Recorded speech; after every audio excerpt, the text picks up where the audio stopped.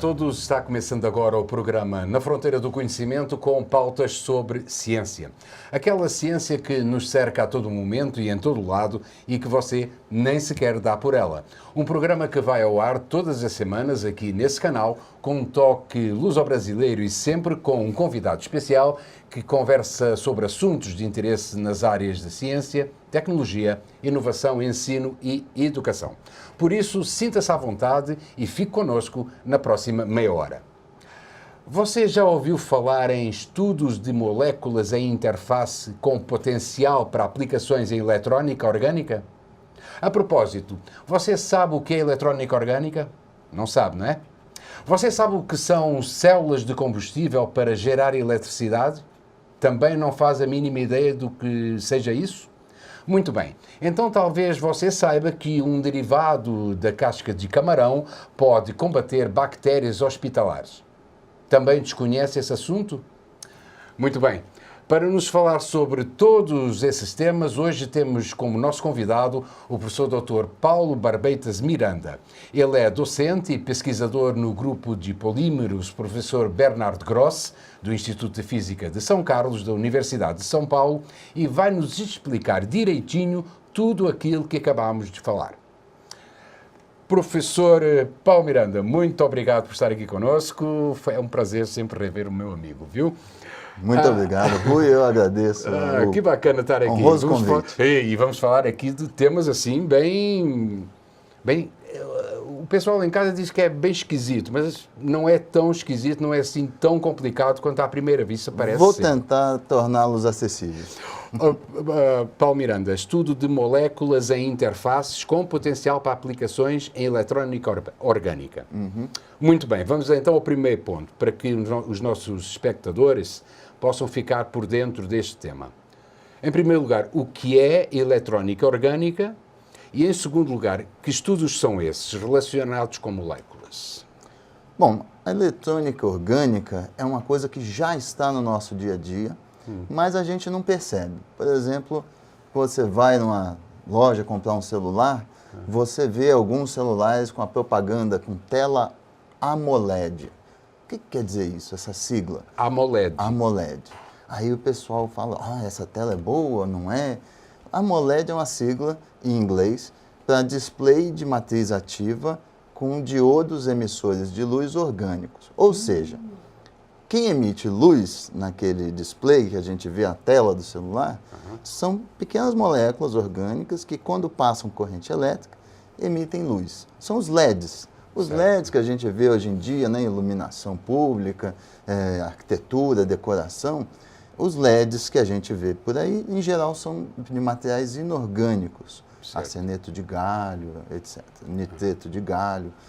Mas esses LEDs também podem ser feitos com materiais orgânicos, com moléculas, né, semelhantes a corantes. Né? Entendi. E, então, esses dispositivos já começaram a entrar no mercado, mas essa é uma pequena fração do potencial que eles têm, certo? Nessa figura aqui, eu mostro algumas possibilidades. Por exemplo, vocês já podem ter visto em lojas de eletrodomésticos essas TVs de telas curvas. Isso. Essas TVs de tela curva, elas são, em geral, feitas com o mesmo material da tela AMOLED do celular. São diodos emissores de luz, os OLEDs, são orgânicos, né? LEDs orgânicos, aí a sigla OLED. Exatamente. Então, nessa figura aqui, eu estou mostrando um exemplo dessas TVs, que foram lançadas recentemente. Esse é um caso de sucesso industrial, certo? Mas existem outras possibilidades, como displays portáteis flexíveis, como estão mostrados aqui, porque já que vou mostrar para vocês que esses LEDs orgânicos podem ser feitos muito finos e de material plástico ou orgânico, bem flexível. E quanto finos? Fino. A camada ativa, que emite luz, é tipicamente da ordem de 100 nanômetros, é 1/10 de micron, e isso é mais ou menos 10.000 vezes menor do que um fio de cabelo. é extremamente Isso é fino. muito fino. Quase, eu diria que é quase invisível, né? A gente só enxerga porque o material é um corante muito forte. Sim. Então ele tem bastante colorido, digamos assim. Então você enxerga a coloração do material. Entendi. Mas é extremamente fino. Aqui, nessa outra imagem, aqui nós temos um exemplo de uma célula solar fabricada com polímeros, com plástico. É um plástico condutor que é o material ativo da célula solar. A gente está acostumado a ver as placas solares para coletar luz solar e transformar em energia elétrica, que podem ser desde pequenas células em brinquedos ou calculadoras, mas também grandes painéis solares para produção de energia elétrica, que na Europa já é bastante comum, né? Já que o custo vem caindo. Essa é uma fonte renovável de energia com grande potencial, principalmente no Brasil, que tem tanta luminosidade. Né? Exatamente. Mas é curioso que ainda não está muito disseminado no Brasil. Não, né? porque ainda é uma tecnologia relativamente cara. Né? Mas essas células solares, à base de materiais orgânicos, têm o potencial de se tornarem muito mais baratas, porque o custo da fabricação pode ser bastante reduzido.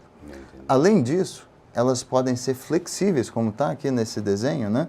Então você tem aqui, você tem aqui um filme muito fino num substrato plástico e que é totalmente dobrável. Então você pode moldar sua célula solar numa mochila, numa cobertura da casa e, portanto, você pode ter pode gerar energia a partir de forma dela, portátil, né? E flexível. Olha que bacana, olha que bacana. Bom, você me perguntou da espessura, né, e da estrutura dos filmes. Então aqui essa foto tem um exemplo de um dispositivo construído em laboratório para pesquisa, certo? Que é uma versão grande, não miniaturizada, do que ocorre nos displays de celulares ou TVs, certo? Então essas telas podem ser feitas flexíveis, como vocês estão vendo nessa imagem. Qual que é a estrutura básica? A gente tem um substrato, um suporte, que é a parte mais espessa do dispositivo, geralmente é ou vidro ou plástico, né? Depois vem essas camadas muito finas de um condutor transparente, um material óxido ou um polímero, né, que conduz a eletricidade, é um contato elétrico.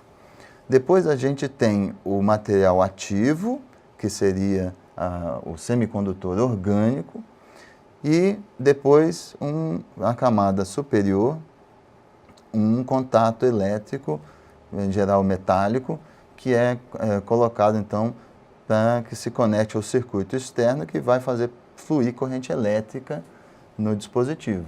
Então, ao passar corrente elétrica, ele vai emitir luz. E a luz atravessa então o substrato transparente.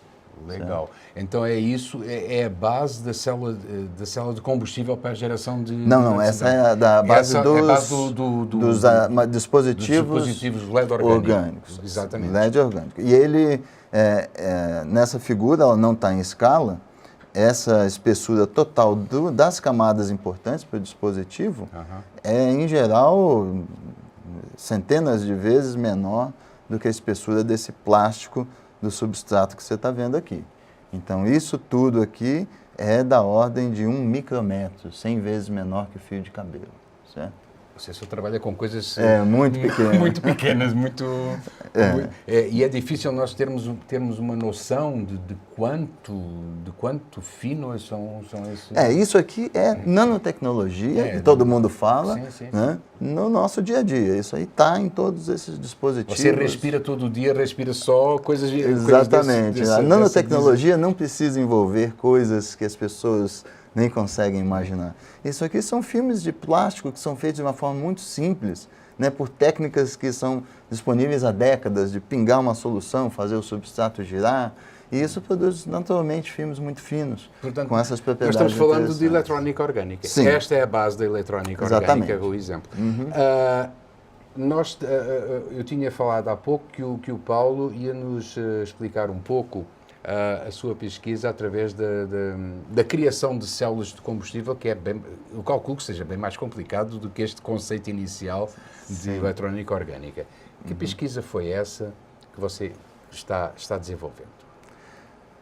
Bom, sobre células a combustível, foi um trabalho que a gente desenvolveu, na verdade, em colaboração com pesquisadores do Instituto de Química da USP de São Carlos, né?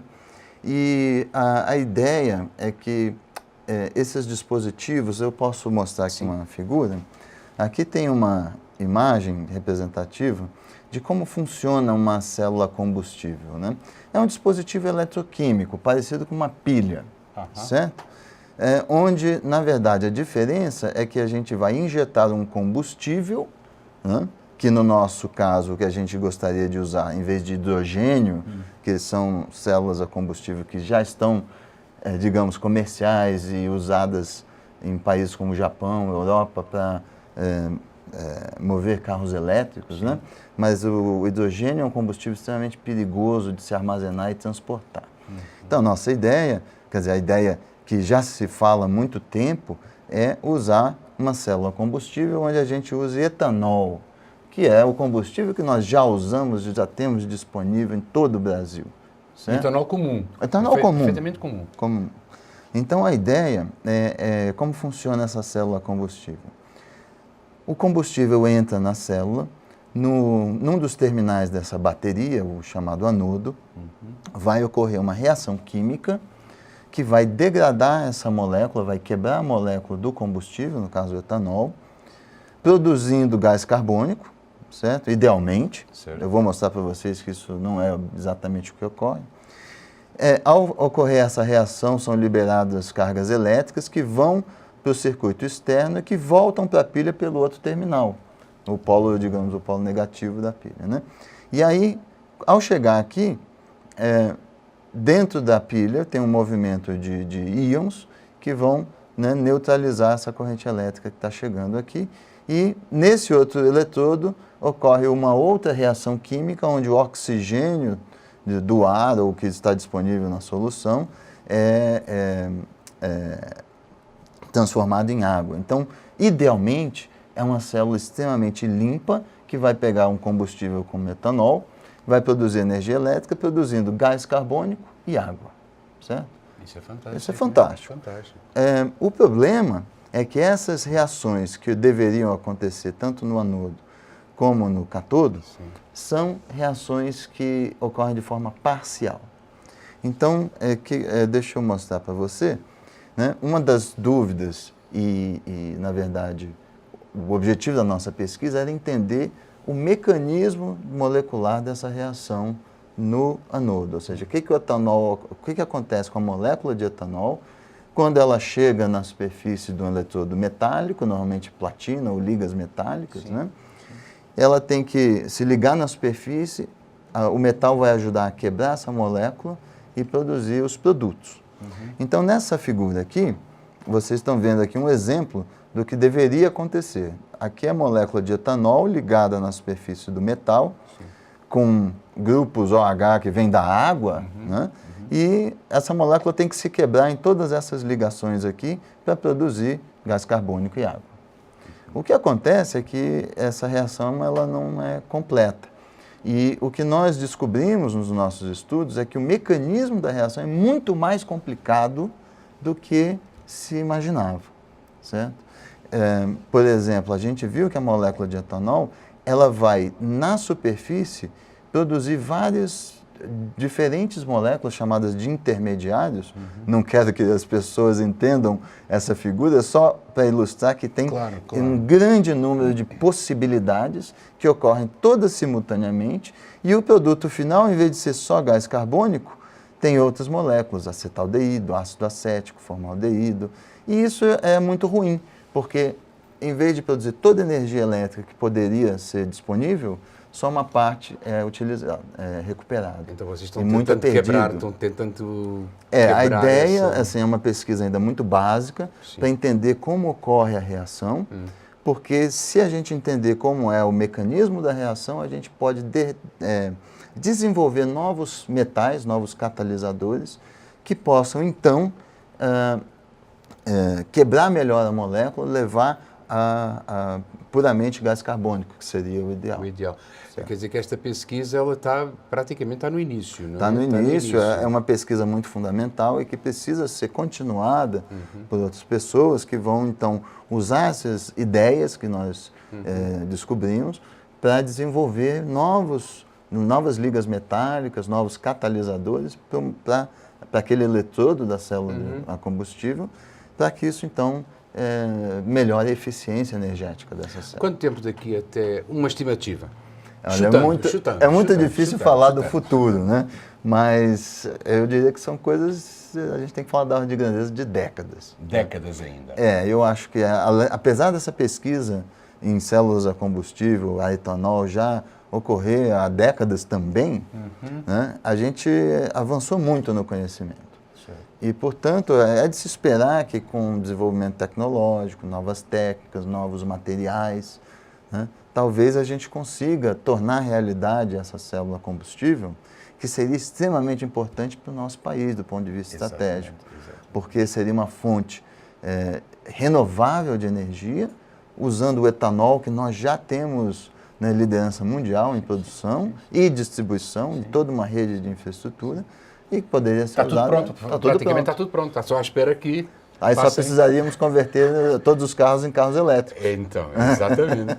Muito bem, Paulo, nós estamos no final deste nosso primeiro bloco, já voltamos a seguir para falarmos de outra coisa. A pauta do primeiro bloco no programa da Fronteira do Conhecimento de hoje está completa, voltaremos já a seguir após um breve intervalo com o segundo e último bloco, onde continuaremos a falar com o professor Dr. Paulo Barbeitas Miranda, do Grupo de Polímeros Bernardo Grosso, do Instituto de Física de São Carlos, da Universidade de São Paulo, sobre eletrónica orgânica. Não perca, já a seguir.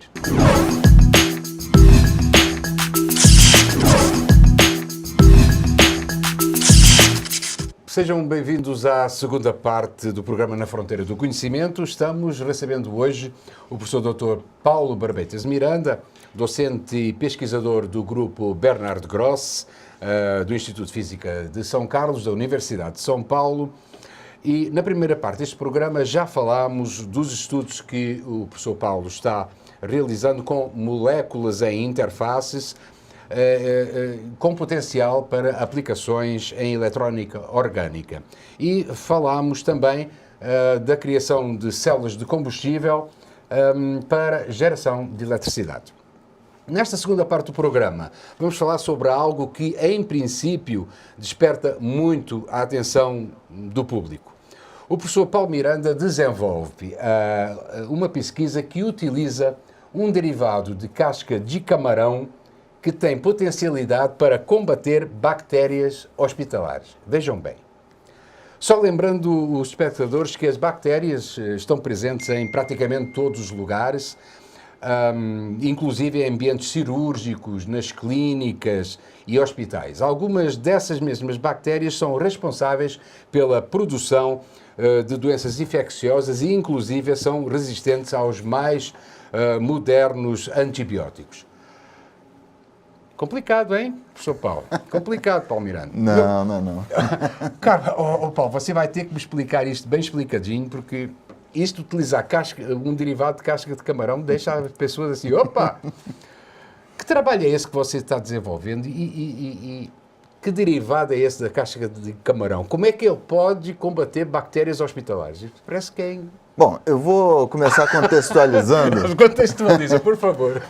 Eu acho que todos os ouvintes já devem ter algum caso ou na família ou de conhecidos que tiveram infecções hospitalares e às vezes até leva a óbito, né? Uma situação extremamente grave, né? A gente pensa que é só no Brasil, mas eu tenho dados aqui, eu posso mostrar para vocês aqui. 1/3 das mortes no mundo é devido a doenças parasitárias infecciosas. 1/3? 1/3, certo? Então, e a resistência a antibióticos é muito grande e está crescendo, né? Veja que cerca de 5 a 10% das pessoas desenvolvem uma infecção hospitalar nos Estados Unidos, não estou falando aqui no Brasil, né? E isso, em 2002, causava 13 mil mortes por ano e 10 anos depois, 90 mil mortes por ano. Então, é extremamente grave a situação que a gente se encontra, porque as doenças infecciosas estão sempre por aí, a gente precisa ser tratado, muitas vezes precisa ir a um hospital, e no hospital é uma outra fonte de outras bactérias, às vezes super resistentes, e cujo tratamento é ainda mais complicado, né? E isso vem causando muitas mortes. É quase como dizer que não morre da doença, morre da cura. Quer dizer, o tipo vai para o hospital e é capaz de morrer primeiro do que se não tivesse no hospital. Mas continua, Paulo. Mas é uma situação muito grave, grave, né, de saúde pública no mundo inteiro. São assustadores. E é no mundo inteiro, né? Não é só no Brasil, não é porque é um país desenvolvido ou subdesenvolvido, é no mundo inteiro. Né? Claro que em vários lugares pode ser muito mais grave ou, né, outros tipos de doenças são até mais relevantes. Mas o que causa a resistência a antibióticos? Né? A gente tem no mercado vários antibióticos que podem ser usados, né? Mas eles têm que ser usados com muito critério, porque quando você usa um antibiótico, ele vai atacar uma bactéria e a bactéria tenta se proteger de diversas maneiras. Olha essa figura aqui, a gente tem a bactéria está representada aqui, tem a parede celular aqui fora. A primeira coisa é que o antibiótico, essas bolinhas azuis, eles têm que entrar na célula. Claro, tem que furar essa barreira, Tem que furar essa barreira. Então, essa já é uma primeira dificuldade. Certo. Então, o desenvolvimento de antibióticos é extremamente complexo, né? São coisas que levam décadas, porque você tem que passar pela membrana da célula, essa parede celular. Ela tem que chegar nesse alvo, que seria alguma enzima que vai produzir alguma reação química importante para a bactéria, mas ao entrar, mesmo se ela conseguir entrar, tem bombas que vão jogar o antibiótico para fora, tem alvos que podem ser modificados e aí essa molécula já não se encaixa mais e não consegue mais inutilizar o alvo. Né? Você pode ter enzimas que vão degradar a molécula do antibiótico. Então, tem várias coisas que a bactéria vai desenvolvendo durante a sua evolução, e a evolução de uma bactéria é muito mais rápida do que o nosso ciclo de vida. Né? Então, em alguns anos, a bactéria já teve, né, milhares de gerações e já foi se mutando e se adaptando a esse antibiótico, e basta ter uma resistente que ela começa a se multiplicar, né? E é por isso que esse problema de resistência a antibióticos é extremamente grave. Né?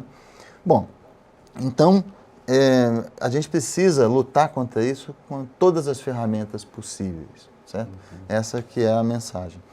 Então, vamos voltar então agora a esse estudo com um polímero derivado da casca de camarão. Essa aqui ainda não me entra na cabeça, viu? Certo. Essa da casca do camarão, você simples. tem que explicar isso muito bem explicado. Isso vem sendo estudado, na verdade, há vários anos, décadas. Sério? Sério. É um polímero muito versátil, muito interessante, chamado quitosana.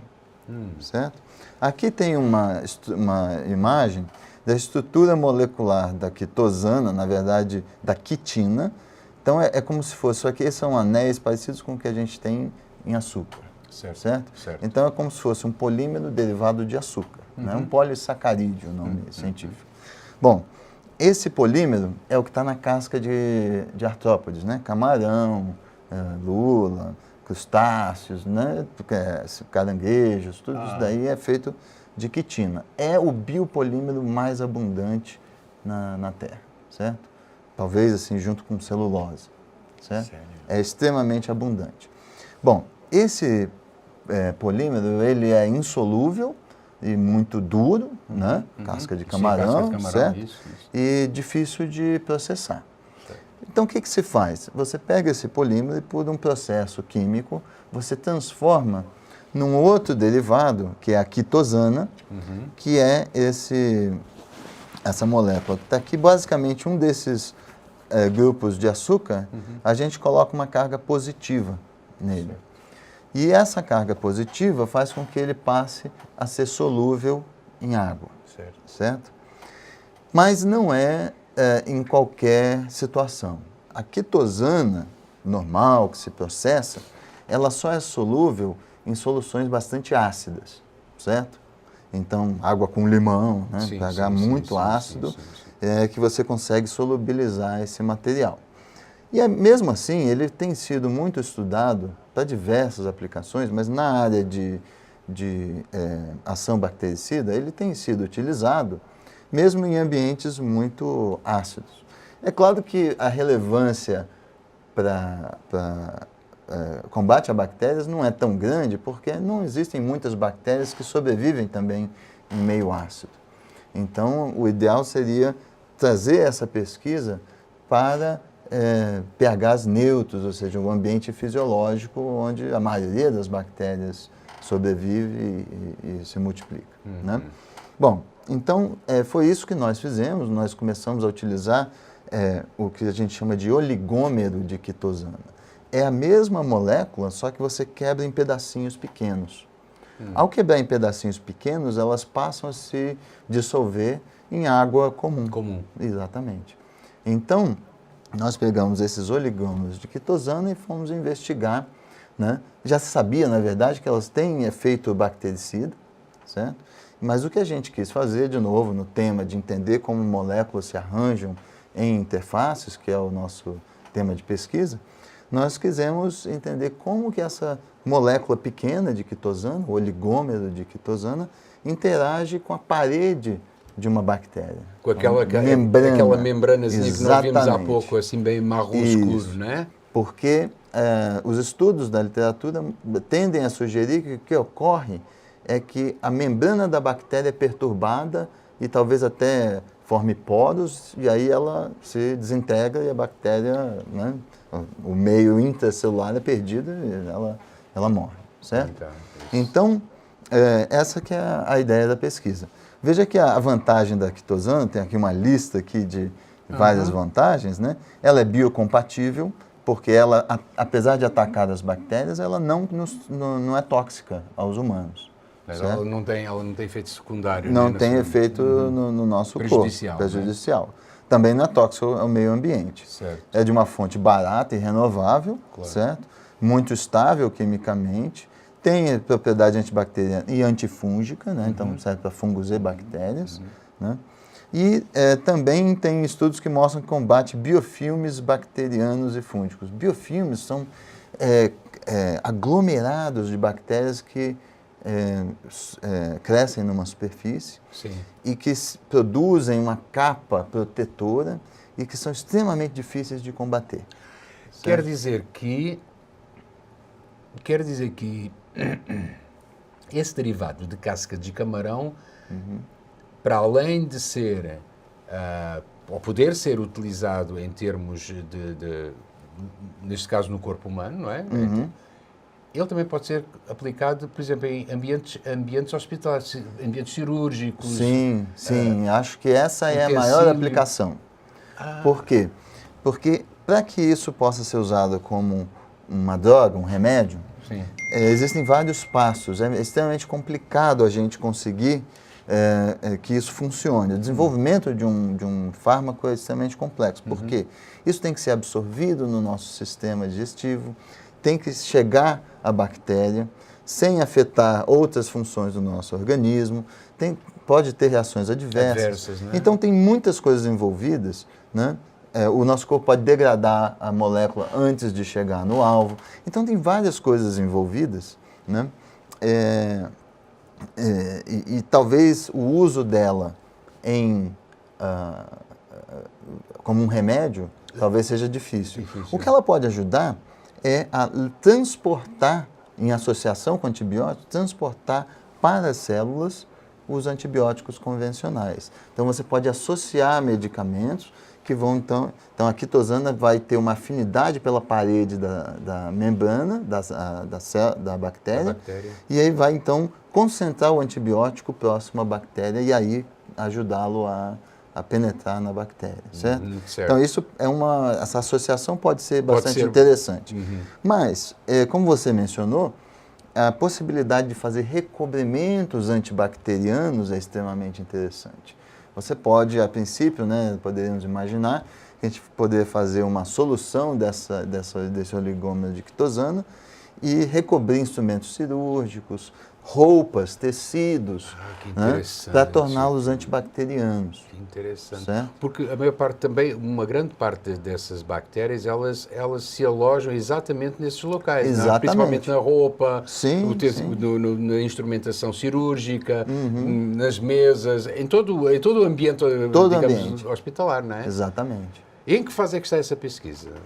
Bom, de novo, a nossa pesquisa não é nas aplicações, mas no entender do mecanismo. Exato. Né? Então, eu tenho aqui um esquema, né, do que é, a nível microscópico, né, a parede de uma célula. Né? Então, você tem essa bicamada de lipídios, né? São moléculas tipo sabão, óleo, gordura, né? Com uma camada, nessas bolinhas, são regiões que gostam de interagir com a água, e a outra parte comprida, essas caudas, são regiões que gostam de fugir da água. Então, forma-se essa bicamada, né, com essas duas moléculas, que é a estrutura básica da parede da célula. Certo. Bom, a diferença das células humanas para as bacterianas é que nessa parede das bactérias tem mais carga elétrica negativa. E lembrando que o oligômero dictosano tem carga elétrica positiva. Então isso naturalmente faz com que tenha uma afinidade maior pela parede das bactérias. E não cause tanto dano às células humanas. Certo? Bom, então nessa figura aqui eu mostro, no caso das células humanas, certo? Que tem a carga líquida neutra, né? Não tem muita carga líquida. A gente descobriu que esses oligômeros de quitosana, eles interagem fracamente com essa parede, né? Com os lipídios que estão na parede da célula e não causam, então, nenhum grande efeito e, portanto, né, explica por que a quitosana não é tóxica para humanos. Certo. Mas, no caso das membranas bacterianas, que têm cargas negativas nessa parede, então o que a gente descobriu é que esses oligômeros de quitosana, eles interagem fortemente com essas cabeças polares dos lipídios, mas eles penetram na membrana na forma desses aglomerados que estão mostrados aqui. Certo. Isso explica, então, o que o pessoal sugeria em estudos não muito microscópicos, de que a quitosana produzia poros na membrana. Nós aqui estamos entendendo o porquê. Porque ela penetra e expulsa os lipídios para o lado, deixando então esse buraco devido ao aglomerado de oligômeros de quitosana que chegam na parede celular. Muito certo? bem. Então esse foi o foco da pesquisa, entender o mecanismo. Muito bem. Espero que aí em casa todos tenham entendido, porque isso realmente é uma pesquisa que vale a pena acompanhar e eu creio que é uma pesquisa que vai demorar tempo. Como tudo em pesquisa, né, a gente tem que ir entendendo uma coisa de cada vez. Claro. E várias pessoas vão utilizando essas ideias para transformar em novas tecnologias, novos produtos, né? E isso a gente precisa muito aqui no Brasil. Tá? Paulo, muito obrigado. Eu que agradeço. Foi um grande prazer estar aqui com você. Muito obrigado. Uma lição. Hoje tivemos aqui uma aula. Muito obrigado.